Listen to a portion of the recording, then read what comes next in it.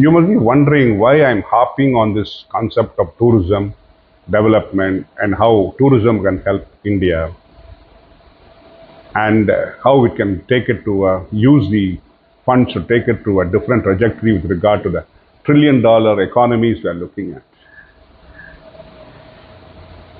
The reason being that if you look at Egypt, even as early as 1995, it had a great infrastructure with regard to development of tourism. And tourism was created big bucks for them in millions of dollars. And Egypt survived on those millions of dollars for very many years. But suddenly they had a change of mind and they went Islamist and they lost their ground. And other countries started taking it over. And it took at least minimum 3 years for Egypt to come back to normalcy. And after that, they had to develop the tourism once again so that the people can come without fear and tour the country. Those intermittent period, if you go through the economy of Egypt, you will see it was on the brink of bankruptcy, or I would say it was bankrupt. The cost of essentials was so high, and Egypt was in doldrums, and people were suffering a lot. Whereas, when the tourism kicked back, they found themselves slowly steadying themselves and growing faster. Though they were not able to get into the trajectory which I am expecting India to get into, they are now able to sustain themselves. Similarly, Cambodia. After the Khmer Rouge took over, total massacres. Millions of people were killed. Intellectuals were, eradicated. And everything came to a standstill.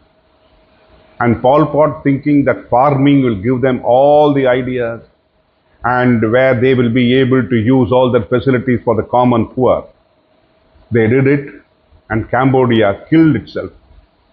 Harakiri, as you call it in Japanese, is self-destructed. Slowly, after the Khmer Rouge was removed, it took them a long time to establish normalcy, and after normalcy, they were be able to get their tourism on the world map. Today, it is one of the hottest spots for tourism. Today, Cambodia is cheap, comfortable, and it's got all the facilities for a good tourist area. Same thing with if you look at Thailand. Thailand had no upheavals in a very long time, and it's maintained its tourism number one tourism spot for a very long time in Southeast Asia. There may be so many factors with regard to Thailand, but still they are able to hold on to the number one tourism spot in Southeast Asia. And that helped their economy to sustain. And it has helped the economy to sustain for a very long time. The Thai baht remains constant. It has not been fluctuating so much as we expected to fluctuate even after the economic crisis in 2008. But after 2008, every economy suffered. And if you look at it, after the suffering which the 2008, after the toll that 2008 took, many countries have recovered. And one of the major aspects by which they recovered was tourism. And India, with its so much of opportunities, so much of available resources, so much of available places, why are we lagging behind? That is because we have never applied our mind on tourism. We thought tourism means it's a waste of time, waste of money, waste of energy, and waste of so many things. We never thought that tourism will be something which can benefit the economy of India. If we are only applied our minds on this aspect and trying to develop that area as I would say Thailand had done, Egypt has done, Italy has done, Greece has done.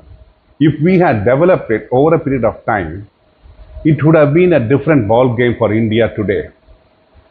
In spite of not being a manufacturing economy, we would have still been able to use these funds to change our career path.